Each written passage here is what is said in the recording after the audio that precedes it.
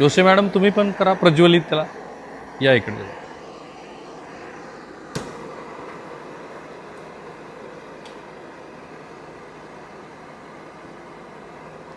नमस्कार, मी राहुल कुलकर्णी. खरं म्हणजे तुझं पाशी अशी अवस्था आहे नागपूरकर आपली, बरोबर ना? खूप दिवसापासून म्हणजे 2018 त्यांनी हा प्रयोग केला आहे नॅशनल केमिकल लॅबोरेटरीमध्ये. या नमस्कार. ही सगळी ती टीम आहे आणि मला आनंद आहे की ह्या सगळ्या टीमने काहीतरी एक प्रयोग करून दाखवला भारतासमोर आणि त्यांनी बरोबर सांगितलं आपण सगळे प्रतिक्रियावादी आहोत. We are a people of reactions. Whenever something happens there we always You have to react. Yes. So what is this project all about? So we made for making a DME. It is DME? DME is a dimethyl ether. We can substitute to LPG in some percentage. Okay. So it is in a In some pressure percentage. percentage 8 to 20%. 8 to 20%. Okay. So it is in at pressure it is be liquefied. So liquefied petroleum gas can be blended DME along with that one. So it is a sustainable green fuel, ultra clean and then safe, less NOx. There is no sulfur oxides which is now going to create some problem in the health wise to people. Okay. It's very no SOx. And then no particulate because it's a carbon bonding is not there, oxygen is there. As the chemical principles I'm saying, so it will burn properly. So it is not particulates, no Fine. soot. So no soot in the local environment in the kitchen. It will be good for safe for the persons who is working in the kitchen. Okay. So that's why we are saying it is mostly we are aiming for PMUY, Prime Minister What is okay, Prime Minister Ujjwala Yojana. So almost now it around 10.5 crores end users. So we want to cater the people of India in big way. This is one of the solutions for DME can be blended with LPG. Fine. Nagpurkar या जरा तुमचा परिचय करून द्या. सांगा तुमचं नाव पूर्ण. मी आकाश रवींद्र भटकर. आकाश रवींद्र भटकर. भटकर साहेब. आणि तुम्ही इथे किती वर्षापासून आहेत? मी 2018 पासून या प्रोजेक्टवरती काम करतो. आणि तुमचं इथलं पद नाम काय सध्याचं? मी research scholar, final year PhD student. आता तुमच्यावरती आकाशराव एक जबाबदारी देतो, सगळ्यांचा परिचय महाराष्ट्राला करून द्या ब्रीफमध्ये, कारण ही सगळी टीम आहे तुमची, त्यांच्याकडनं कळेल. हां. नाही काही गरज नाही. तुमचं नाही होतं होईल. हां हां हां. I didn't tell my name. It's okay. नाही हे हां. My name मला is सगळ्यांचा परिचय करून द्या आता तुम्ही. सरांपासून सुरुवात करू. हां. So welcome. इज डॉक्टर राजा. मला मराठीत हवं आहे आता. हे डॉक्टर राजा आहेत. हे मुख्य वैज्ञानिक catalysis inorganic chemistry division CSR NCL Pune. यांच्या मार्गदर्शनाखाली 2018 मध्ये हा प्रोजेक्ट चालू झालेला आणि तिथनं आम्ही इथपर्यंत आता एक 250 किलो पर डे इतक्या कॅपॅसिटीचा प्लांट आम्ही यांच्या मार्गदर्शनाखाली उभा केलेला. छान. त्यानंतर ते आमचे प्रोजेक्ट सायंटिस्ट शिवाप्रसाद मेकला. शिवप्रसादचं गाव कोणतं? हे प्रॉपर आंध्र प्रदेश. आंध्र प्रदेश. ओके चला. आणि ते पण काय भूमिका बजावतात इथे? तर मुख्य म्हणजे ह्या प्रोजेक्टला काही जुने 3-4 लोक आहोत आम्ही ज्यांनी 2018 पासून आतापर्यंत लीड केलं आहे. ओके. तर त्यापैकी एक हे आहेत. तर यांचं बॅकग्राऊंड इंजिनिअरिंग आहे. सो या प्रोजेक्टचं सगळं इंजिनिअरिंग वर्क ते त्यांनी केलेलं. सोबत त्यांनी केमिस्ट्रीसुद्धा ॲडॉप्ट करून केमिस्ट्री प्लस इंजिनिअरिंग यांचा संयोग कसा आणता येईल यावरती त्यांनी एक मुख्य भूमिका आपली ओके. निभावली. आणि बाकीची आपली ही सगळी टीम आहे. यात सायंटिस्ट कोण आहे? डॉक्टर मणिकंदन. मणिकंदर साहेब त्यांचं गाव कोणतं? हे पण तामिळनाडू. तामिळनाडू. ओके. तुम्ही दोघं एकाच ठिकाणचे दिसता. बाकीची टीम? त्यानंतर डॉक्टर अस्वती. तुम्ही भेटले मला मागच्या वेळेला नाही? हां. त्यांचं नाव काय? या नजरी. नजरी. मनोज. श्रीकांत. पेरेस्वामी. प्रवीण. रोहनराव. प्रगती. जोशी मॅडम. त्या तुळजापूरच्या आहेत आमच्या. तुमचं नाव आहे शीतल. जोशी मॅडम तुमचं पूर्ण नाव? मी तुम्हाला सांगतो मी हे का करून दाखवलं, कारण काय आहे, आपल्या क्षमतेवरती विश्वास नाही आहे.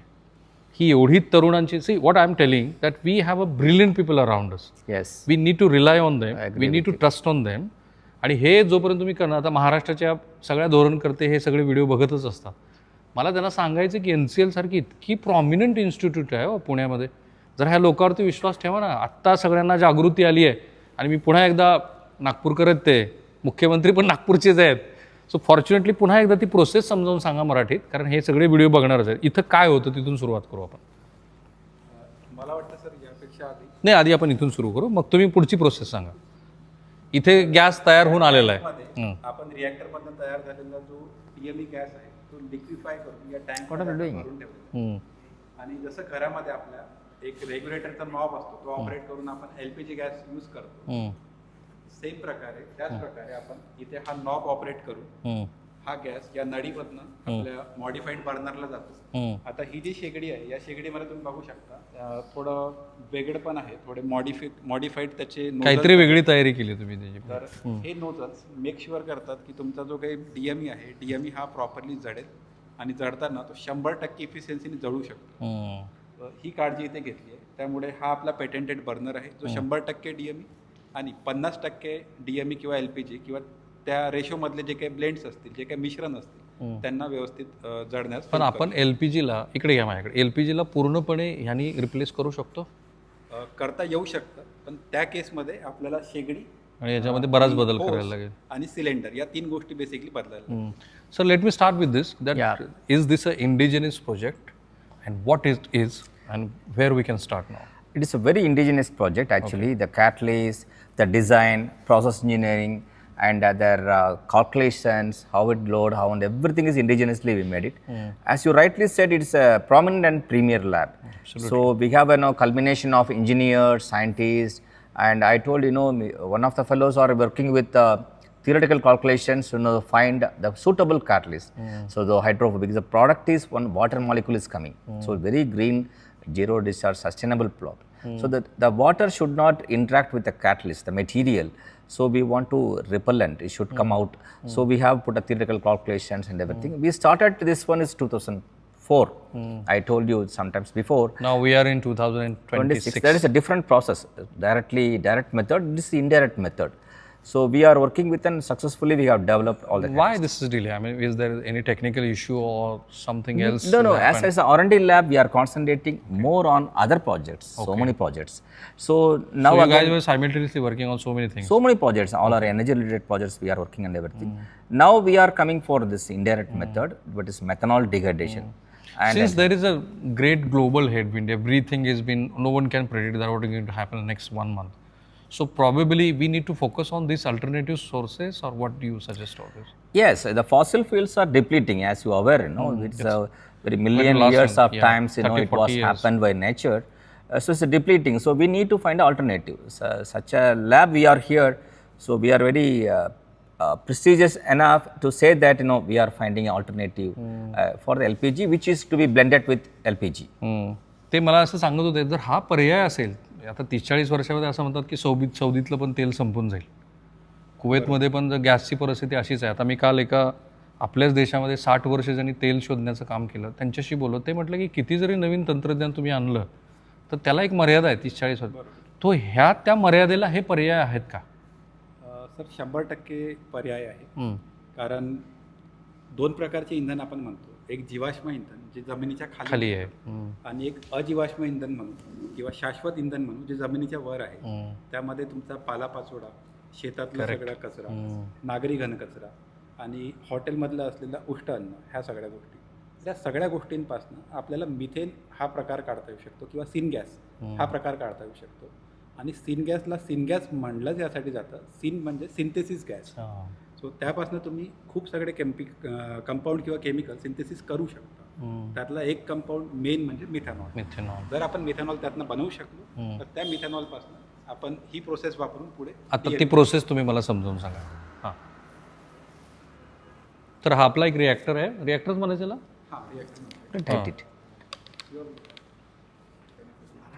नहीं अरे भाई आप हिंदी में बोल दीजिए, हमारे ऑडियंस उतने समझ ही लेते हैं. आप इस तरफ आइए तो थोड़ा, मेरे पास माइक है और सर के पास माइक है.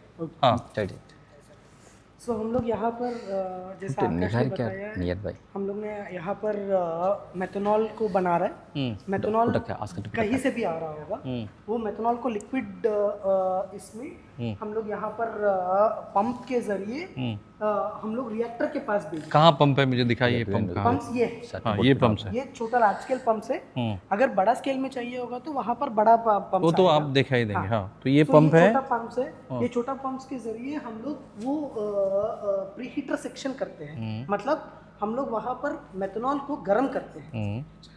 रूम टेम्परेचर से लेकर 250 डिग्री तक हम लोग गर्म करते थे, और उसके बाद उसको वो गर्म मेथनॉल को रिएक्टर में, जहाँ पर कैटलिस्ट रखा है जो कि हम लोग ने बनाया है, खुद का इंडिजिनियस डेवलप्ड कैटलिस्ट है वो, जैसे राजेश सर ने समझाया है, वो कैटलिस्ट को हम लोग यूज़ करके वहाँ पर मेथनॉल का डिहाइड्रेशन प्रोसेस है। डिहाइड्रेशन प्रोसेस मतलब क्या है कि यहाँ पर 2 molecule of methanol, 2 molecules of methanol react करते हैं कैटलिस्ट के ऊपर, और वहाँ से 1 मॉलिक्यूल ऑफ डाइमिथाइल ईथर और 1 मॉलिक्यूल ऑफ वाटर, पानी, ये दोनों आता है। सो सारा प्रोसेस मिक्सचर जो भी होगा वो सब हम लोग डिस्टिलेशन कॉलम में लेके आते हैं, जहाँ पर हम लोग सेपरेशन करते हैं।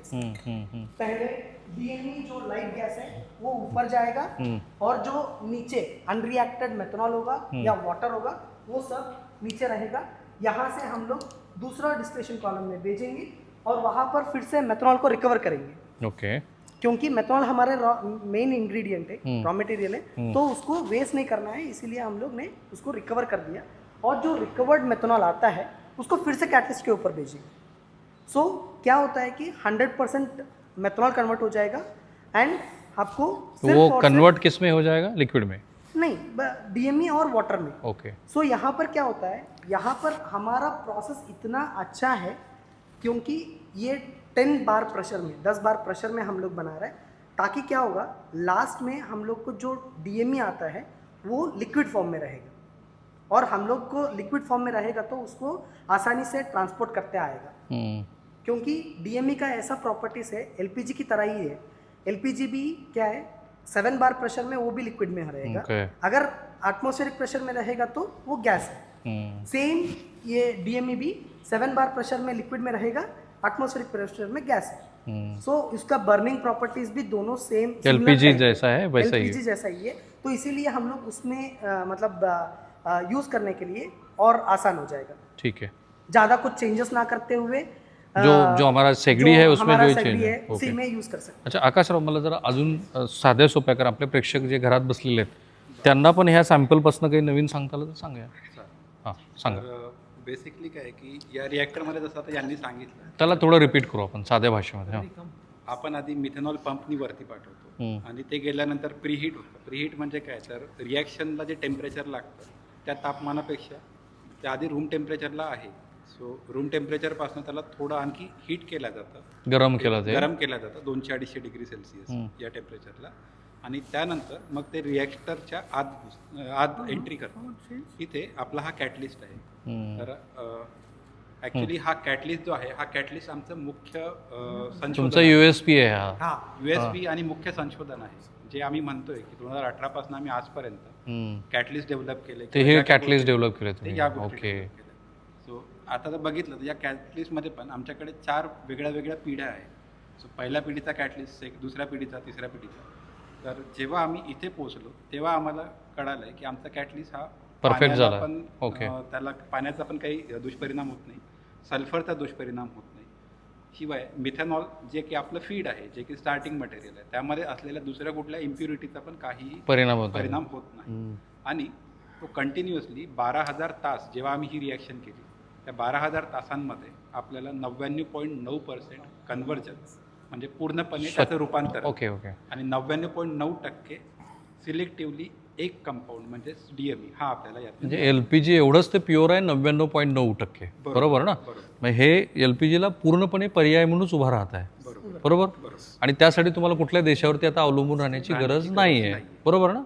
We need not to depend on any other sources. वही इसका USP है. ये कैटलिस्ट और ये प्रोसेस जो है, हम लोग अगर इसके ऊपर आधारित रहते हैं तो ओवर द पीरियड ऑफ मतलब कुछ सालों में हम लोग जो अभी क्रूड का इंपोर्ट कर रहे हैं वो सब का डिपेंडेंसी कम हो जाएगी. कितना % कम होगा सर एक ही दिन में तो हम लोग 100% 100% चेंज नहीं नहीं कर कर सकते, सकते। हाँ। सो स्लोली हम लोग चेंज करते जाएंगे, एक पॉइंट ऐसा आ जाएगा यहाँ पर हम लोग 100% इसको रिप्लेस कर सकते ठीक आहे. ते अशा आकाशराव एक प्रश्न असा आहे की जो सोर्स आहे तुमचा, तो सोर्स कुठून तुम्हाला अवेलेबल होईल? तर आता जो आपण मिथेनॉल बद्दल बोलतोय, मिथेनॉल हा जसं मी सांगितलं जीवाश्म इंधनापासून मिथेनॉल किंवा तुमचं जे हॉटेलमधलं जे वेस्ट आहे, हॉटेलमधलं वगैरे जे वेस्ट आहे त्यापासून मिथेन बनतो.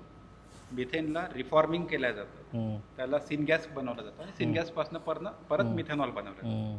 वो एक प्रोसेस है। और दूसरा प्रोसेस ये है कि कोल से बन जाता है। फिर वो कोल वाला पर वही है ना, कितना स्टोरेज हमारे pass? We have enough source. We have. भारतामध्ये इतका कोळसा आहे की त्यापासून आपण खूप काही मिथेनॉल बनवू शकतो. ग्रेट. आणि त्यातल्या त्यात भारताचा कोळसा म्हणजे थोडा हे आहे की हाय ॲश कंटेंट असलेला कोळसा म्हणतात भारतातला कोळसा.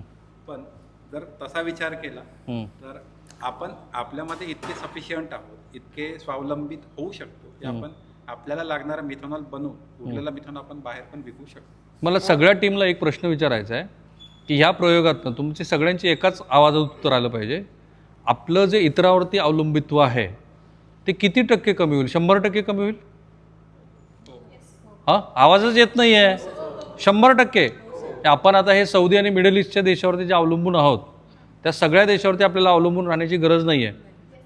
हमें 100% किसी और कंट्री के ऊपर डिपेंड रहने की ज़रूरत नहीं. सही है? NCL से सुन रहे हैं सब? सही है ना? सही है ना?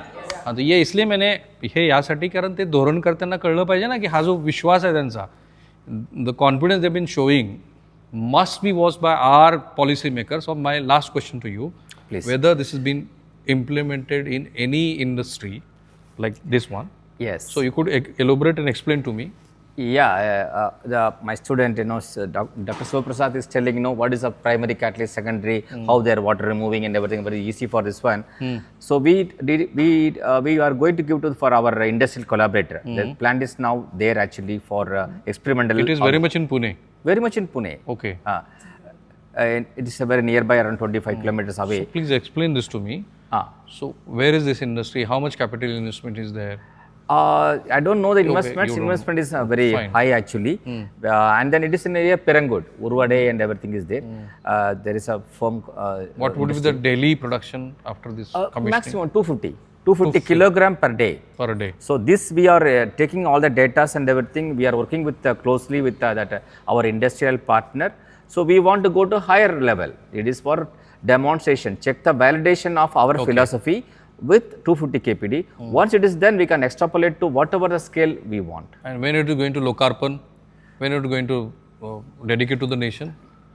We don't know because I talked with my. One vehicle is there. I mean, you can directly use this fuel in This is vehicle. from ARAI from Pune, just opposite the Automotive Research Association of India. We are collaborating with them for a fuel. It's alternative fuel. We are not only domestic, automotive also we are working. Okay. So this one. Okay. Akashrao, कुठे गेले? हे याचं जे लोकार्पण जे काही होईल तेव्हा होईल, पण हे 100% ARIच्या मदतीनं आपण टेस्ट करून मग सांगणार आहोत की ह्याच्यातली का सांगायचं काय शिल्लकच नाही राहिलेलं. तर ॲक्च्युली ARAI सोबत आम्ही टेस्ट केलेल्या आहेत. ओके. त्या टेस्ट 2019-2020 या वर्षापर्यंतच आम्ही संपवलेल्या. तर हा जो रिक्षा तुम्ही बघू शकता इथे फोटोमध्ये, तो LPG ड्रिवन रिक्षा आहे. त्या रिक्षामध्ये जर DME टाकला तर काय काय फरक होऊ शकतात, प्रदूषणावर काय काय फरक पडतात आणि त्याच्या रिक्षाच्या इफिशियन्सीवरती काय काय फरक पडतात, या सगळ्या गोष्टी आपण ARAIच्या सोबत टेस्ट केल्या. आणि ते 100% ओके आहेत. ते 100% ओके आहे. आणि त्यांच्या म्हणण्यानुसार जर तुम्ही 30% LPG मिक्स केला तरी ते खूप छान चालतं. ते जे काही इंधन म्हणून जे तुम्ही CNG वगैरे मध्ये पण LPG मध्ये तर काही प्रॉब्लेम नाही. परफॉर्मन्समध्ये काही फरक येणार नाही. पण जे इमिशन्स आहेत त्यातनं निघणारे जे उत्सर्जन आहे ते 100% कमी होतील का? 100% तर नाही होऊ शकत, कारण 70% कॉन्ट्रीब्युशन LPG आहे. तर बघायला गेलं तर एक बऱ्यापैकी ती म्हणजे प्रदूषण कमी व्हायला पण कमी व्हायला खूप भयंकर मदत होते. पण मला ज्यांना मराठी कळतं त्यांना एकच प्रश्न विचारायचा आहे, हे असं तर नाही ना तुझं आहे तुझं पाशी? हाँ, हमारे ही पास है लेकिन हम लोग कोई दिख नहीं रहा हम लोगों को, ऐसा तो नहीं है ना? हाँ जोशी मॅडम, काय? नाही असं काही नाही. हां, टेक्नॉलॉजी आहे. टेक्नॉलॉजी आपण किती उशीर, अशोकराव, आकाशराव, किती उशीर करायचा आपण? मी खूप उशीर झाला आहे सगळ्या गोष्टीला. उशीरचा प्रश्न नाही आहे सर. प्रश्न असा आहे नाही, हा तुमचा नाही, तुम्ही खूप चांगलं काम केलंय. मला हां एक मी सांगतो, 2018 पासून जेव्हा या प्रोजेक्टवरती काम चालू झालं, पहिल्या एक 2.5 ते 3 वर्षात आम्ही हा रिॲक्टर उभा करून याच्या या सगळ्या प्रोसेस व्हॅलिडेशन केलं. त्यानंतर कोविड आलेला. ओके. कोविडमध्ये एक साधारण तुम्ही अडकलात कोविडमध्ये. 1.5 ते 2 वर्ष आमचे केले, कारण आम्ही हे थांबवून देशाची गरज लक्षात घेता आम्ही ऑक्सिजनवरती त्यावेळेला काम केलं. हो. तर त्या 2 वर्षानंतर काही नाही झालं. पुढच्या 2 वर्षानंतर परत मेहनत घेऊन आम्ही हा जो तुम्हाला एक प्लांट दिसतो 250 किलो पर डे कॅपॅसिटीचा, हा आम्ही उभा केला. त्यासाठी लागणारे सगळे कॅल्क्युलेशन, त्यासाठी लागणाऱ्या सगळ्या इंजिनिअरिंग ॲस्पेक्ट त्या आमच्या इंजिनिअरिंग टीम आणि केमिस्ट्रीजींनी एकत्र बसून सगळ्या करून हा प्लांट उभा केला. ओके. सो आता मला एकदा फक्त कॉन्फिडेंटली सांगा, आपण सगळे तयार आहोत ना हे सगळं अल्टरनेट द्यायला? तयार आहेत ना? मला तर थांबूया आपण इथे. मला जे काही सांगायचं आहे आणि खूप साऱ्या माध्यमांनी ते ऑलरेडी सांगून झालं आहे. आता फक्त धोरणकर्त्यानेच निर्णय घ्यायचे की यांना किती बूस्ट करायचं आणि काय कशा पद्धतीने आपल्याला करता येईल. पर्याय नाहीत, कारण ज्यांना अर्थशास्त्र कळतं त्यांना माहिती की हे जे हेडविंड्स आहेत, कोणीतरी कुठला एक राष्ट्राध्यक्ष बसला आहे, तो काय निर्णय घेतो आहे कोणाला कोणाच्या हातात नाही आहे. जे आपल्या हातात आहे तेवढं तर करूया. थँक्यू सो मच, धन्यवाद. तुम्हा सगळ्या टीमच्या आभारी आहे मी. काहीतरी फारच उत्तम काम केलं तुम्ही.